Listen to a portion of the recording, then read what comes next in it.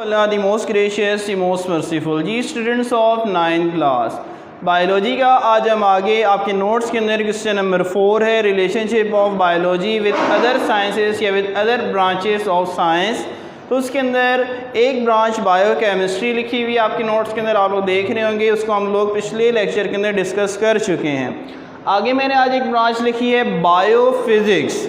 Bio means life, और physics क्या है, फ़िज़िक्स के बारे में आप लोगों ने पढ़ा है, सर अफजाल आप लोगों को पढ़ा भी रहे हैं कि फ़िज़िक्स क्या चीज़ है। यानी कि बायो के अंदर, लाइफ के अंदर जो मैटर और एनर्जी का रिलेशनशिप है, इसको हम जो पढ़ते हैं वो बायो की ब्रांच बायो फिज़िक्स के अंदर पढ़ते हैं। अब ये किस तरह रिलेशनशिप कायम होता है कि एक ज़िंदगी के अंदर, एक लिविंग ऑर्गेनिज़म के अंदर एनर्जी किस तरह अपना रोल अदा करती है। आप खाना खाते हैं, किस लिए खाते हैं? एनर्जी के लिए। एनर्जी क्यों चाहिए? कोई भी काम करने के लिए।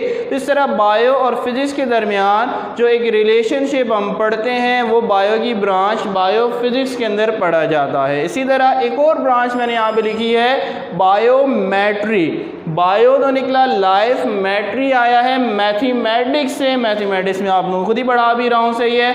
बायोमेट्री यानी कि लाइफ के अंदर जो मैथमेटिक्स का रोल है, जो कैलकुलेशंस हम करते हैं, लिविंग ऑर्गेनिजम्स का डेटा कलेक्ट करते हैं, उनके फैक्ट्स के ऊपर डिस्कस करते हैं, ये सारी कैलकुलेशंस बेस के ऊपर सारी वर्किंग होती है कि कितने किस्म के लिविंग ऑर्गेनिज्म इस कायनात के अंदर पाए जाते हैं। यूनिसेलुलर कितने किस्म के ऑर्गेनिजम्स हैं, मल्टी सेलुलर कितने किस्म के ऑर्गेनिजम्स हैं, वो सारे किस तरह से अपना रोल अदा करते हैं। इन तमाम के बारे में जो हम डिस्कशन करते हैं कैलकुलेशन बेस, यानी कि लाइफ के अंदर जो हम कैलकुलेशन कर रहे हैं उसको हम डिस्कस करते हैं बायोमेट्री के अंदर। तो बेटा ये दो ब्रांचेस हैं, इन दोनों ब्रांचेस को आपने नोट्स में से अच्छी तरह से याद करना है, तैयार कर लेना है।